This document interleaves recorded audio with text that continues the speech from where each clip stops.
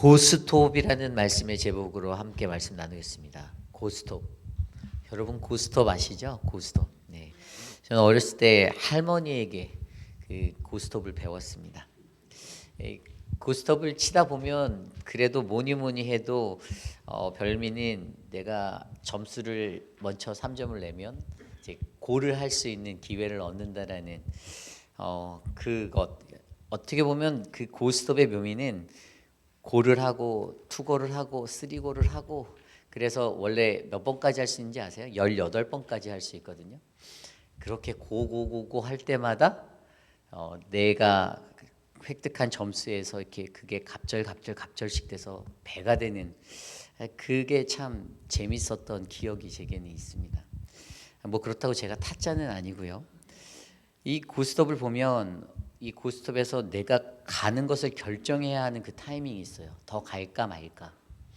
물론 내가 가는 것을 결정한다 하더라도 역골을 맞을 수가 있죠. 상대방이 나보다 점수가 먼저 나게 되면 그 사람이 저한테 역골을 할 수가 있어요.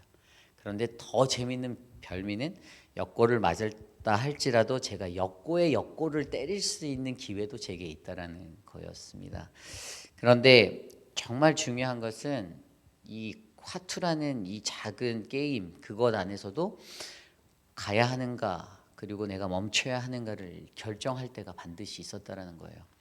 그것의 결정에 따라 제가 획득하게 될 점수와 이것들이 결정이 되는 거죠.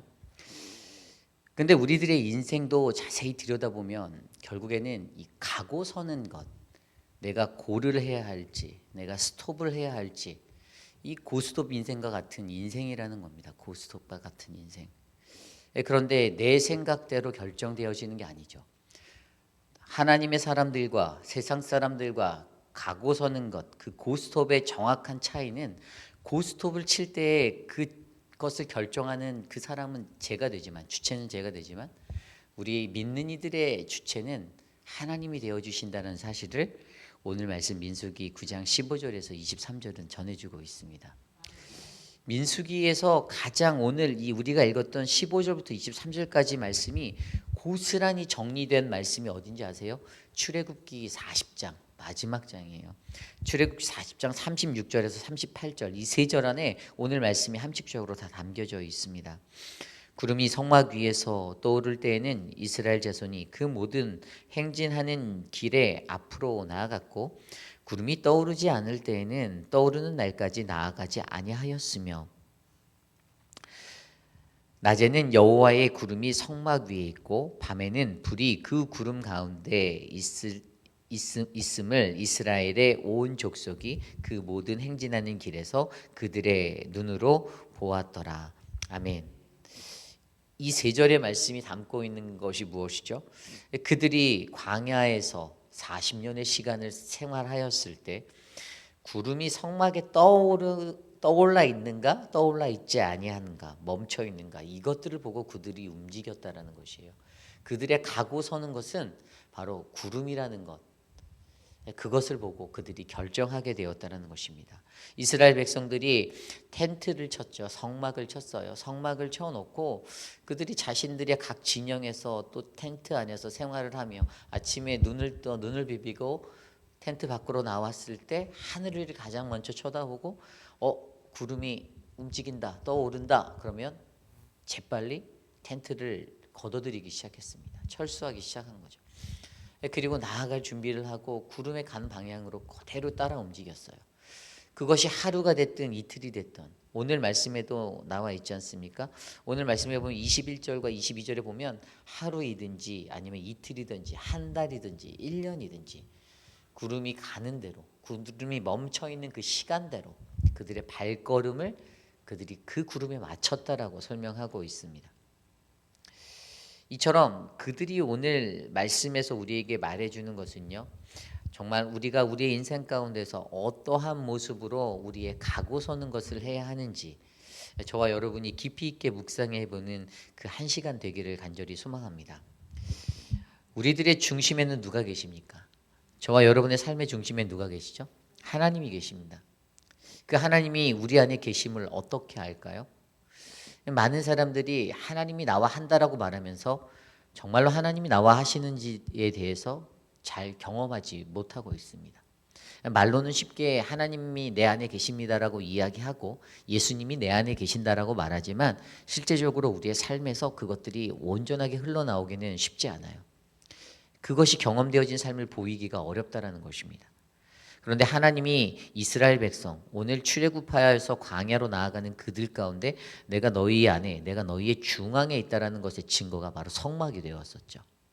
그들의 정중앙에 성막을 세우시고 동서남북 그곳으로 12지파의 그 진들을 배치하시고 항상 내가 너희의 중앙에 그리고 그곳 안에 있는 지성소에 더 정확하게 말하면 시윤자라고 불리는 그곳 위에 내가 임재하겠다라고 말씀하신 그 하나님. 그 하나님은 언제나 우리들과 함께 하길 원하시는 동일한 분이시라는 것입니다. 그리고 그들의 삶 가운데서 하나님이 그들의 삶의 중심에 계신다. 이것을 통해서 그들과 함께 동행하시는 것의 증거를 보여주신 게 구름 그리고 또 하나 불기둥. 그래서 낮에는 구름 기둥으로 밤에는 불 기둥으로 무엇을요? 내가 너희를 보호하고 내가 너희 안에 임재하여 있다라는 사실을 그들로 하여금 알게 하셨습니다. 하나님이 그렇게 하는 것에 있어서 가장 큰 핵심 한 가지가 있는데 그것은 그들의 삶이 여호와의 명령을 따라 하나님의 말씀을 따라 순종하며 살아가는 인생이 되기 원하셨기 때문이에요. 그들이 그냥 구름을 보고 따라갔던 것은 구름이라는 미신적인 것들을 보고 쫓았던 인생이 아닙니다. 구름은 하나님의 임재를 상징하죠. 하나님이 나와 동행하시고 하나님의 영광이 그을려진 곳에는 늘 구름이 있었습니다. 출애굽기서에서도 그 시내산에서 하나님의 율법을 받기 위해 호렙산에 올라간 모세 그곳에서 어떤 일들이 있었습니까? 구름 가운데 아주 그윽한 구름 가운데 하나님의 영광의 임재가 있었죠. 그곳에서 하나님의 말씀을 받고 내려온 모세의 얼굴이 그 영광 때문에 어떻게 빛을 발하였었을 정도로 하나님의 영광과 임재가 임하는 곳이 바로 구름이 있는 곳이었어요. 성경이 말하는 구름은요 하나님의 임재하심을 나타내 주고 있습니다. 출애굽기 40장 34절 우리가 읽진 않았지만 이 34절 말씀에도 보면요 구름이 회막에 덮이고 여호와의 영광이 성막에 충만하매 이 하나님의 그 영광이요 그들이 지었던 성막에도 온전하게 다 임하였던 거예요. 그 영광이 가득했습니다. 그리고 불기둥에 대해서도 한번 생각해 볼까요? 불기둥은 무엇입니까?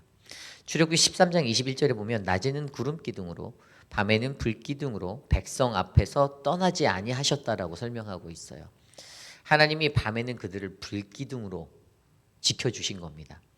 이 불기둥이 있었을 때는 어땠을까요? 그 껌껌하고 어두운 광야가 밝았을 거 아니에요. 하나님이 그들의 마음 가운데 평안을 주시고 안위를 주시는 거예요. 두려워하지 말라. 껌껌하고 어두울 때 우리의 심리적인 것들은 어떻게 되죠? 두려워합니다. 불안해해요. 그래서 저희 딸도 맨날 불 끄면 불 좀 켜라고 그러더라고요. 이 불이 켜지면 환한 상태에서 느껴지는 것이 편안함이잖아요. 안정됨이잖아요. 그래서 하나님께서는 광야의 생활을 하는 그들에게 하루도 이틀도 아니고 40년 동안 구름 기둥과 불 기둥으로 임재하여 주시며 내가 너희를 보호하는 하나님이다라는 것들을 알려주셨습니다. 그리고 그것을 통해서 결과적으로는 뭐죠? 그들에게 가르치고자 했던 거 여호와의 명령을 따라.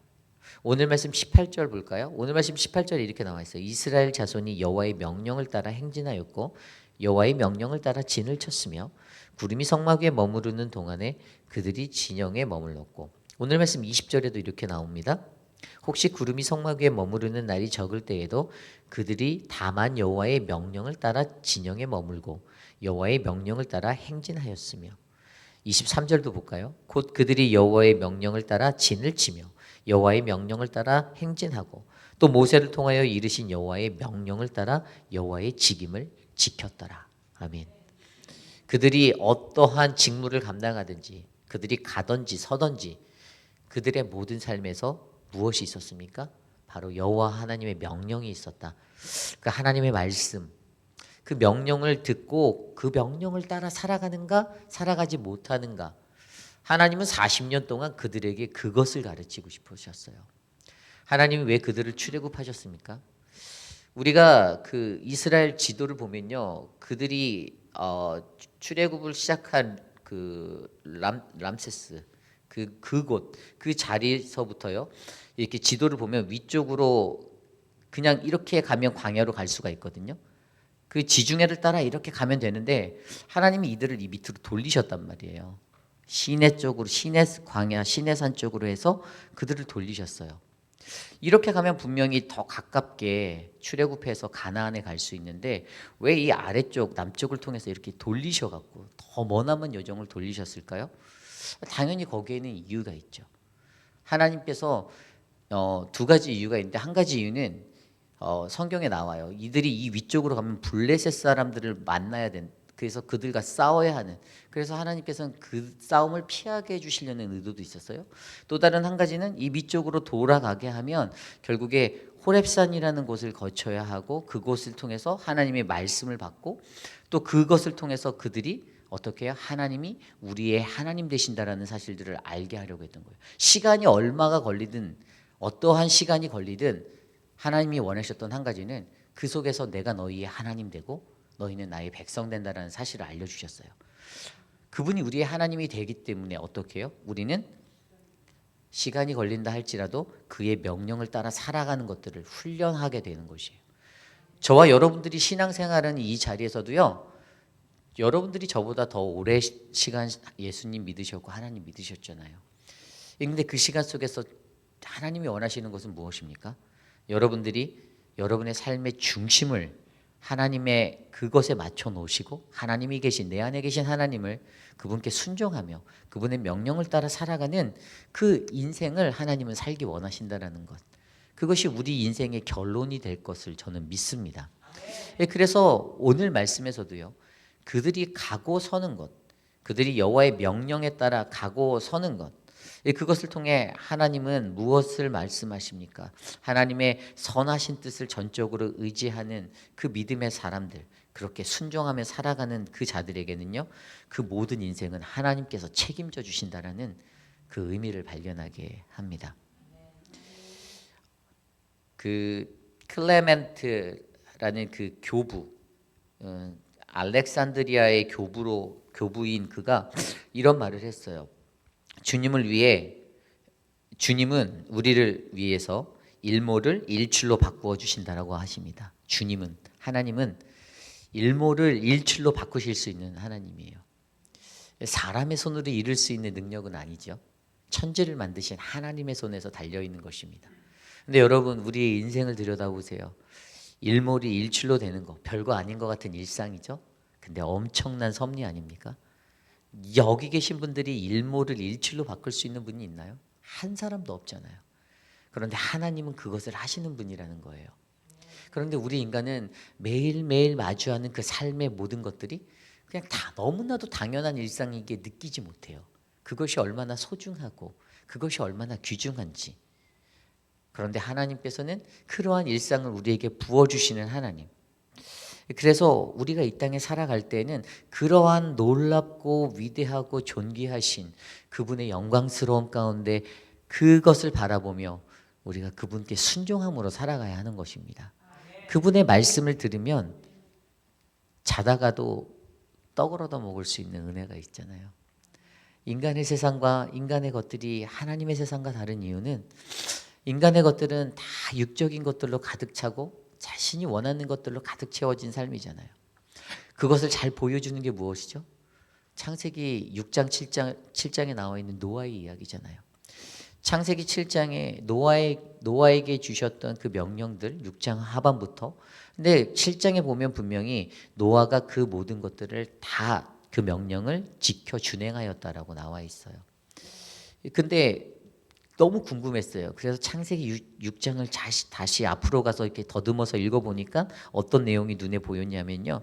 창세기 6장에는요. 이런 이야기가 나옵니다. 6장 1절입니다. 사람이 땅 위에 번성하기 시작할 때에 그들에게서 딸들이 나니 2절입니다. 하나님의 아들들이 사람의 딸들의 아름다움을 보고 자기들이 좋아하는 모든 여자를 아내로 삼은지라. 사람들은 눈에 보이는 아름다움 때문에 쫓으며 욕망을 따라 살아가는 존재가 되었던 거예요. 그런데 거기서 멈춰지지 않고 그 육적으로 살아갔던 것 때문에 어떻게 해요? 영의 문제들을 잃어버리게 됩니다. 영적인 것들을 모르게 돼요. 그래서 3절에 이렇게 나옵니다. 나의 영이 영원히 사람과 함께 하지 아니하리니 이는 그들의 육신이 됨이 그들이 육신이 됨이라. 그러나 그들의 날을 120년이 그들의 날은 120년이 되리라라고 말하였어요. 이 3절 말씀이 굉장히 중요해요. 하나님의 영이 영원히 사람과 함께하지 아니한다. 우리가 영적인 문제를 놓쳤을 때 어떻게 해요? 우리는 노아의 방주의 그 심판을 받을 수밖에 없게 돼요. 죄 때문이죠. 하나님과 영원히 함께 거하고 영적으로 살아가야 되는데 이 영의 문제를 놓쳐버리고 육적인 사람으로 아름다운 것을 보고 쫓아 살아갔더니 하나님이 그때 경고로 주신 게 120일의 기한을 주셨어요. 너희의 그날이 120일. 하나님이 마지막 찬스를 120일 더 주셨는데 어떻게 해요? 그 120일이 지나가도 그 사람들은 여전히 세상에는 죄악이 더 가득 찼다라고 성경은 증거하고 있습니다. 너무나도 안타까운 이야기죠.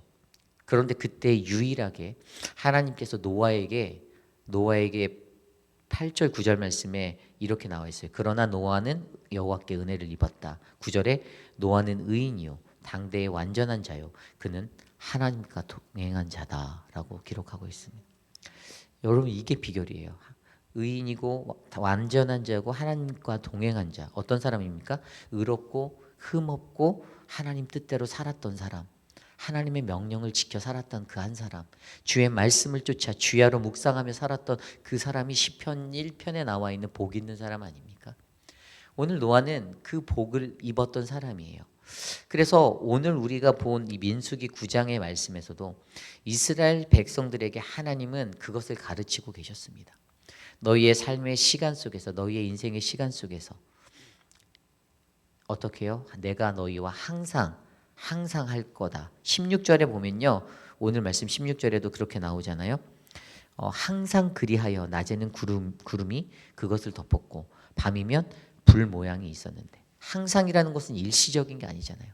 내가 너희와 항상 할 텐데 너희의 40년, 너희의 수백 년, 수천 년을 내가 너희와 항상 할 텐데 그렇게 항상 할 텐데 그 하나님을 알아보라는 거죠.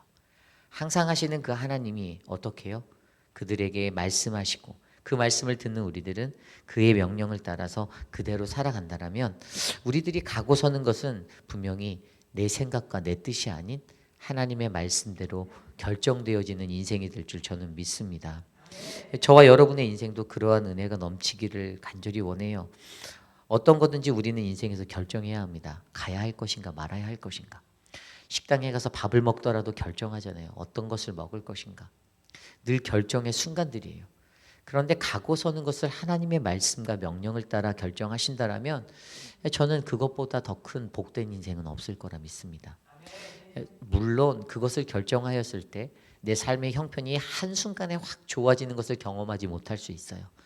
시간이 좀 더 필요할 수 있습니다. 어찌 보면 인생의 마지막까지 가야 그것들을 볼 수도 있어요.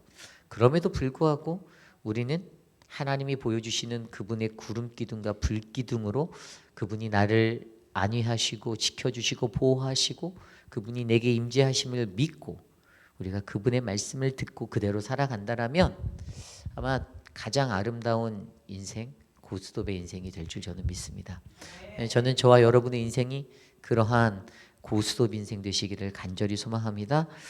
우리 그러한 마음으로 함께 이 시간 기도할까요? 오늘 우리에게 주신 이 말씀 안에서 신앙에 가고 서는 것, 내 인생에 가고 서는 것, 나에 나아가고 서는 것이 바로 하나님의 말씀을 따라 그렇게 신중하게 주님이 주시는 명령에 따라 이끌림 받는 인생이 되기 원합니다. 하나님 나를 낮에는 구름 기둥으로 밤에는 불 기둥으로 내 삶을 인도하여 주시고 보호하여 주시고 지켜 주시옵소서. 함께 기도합니다.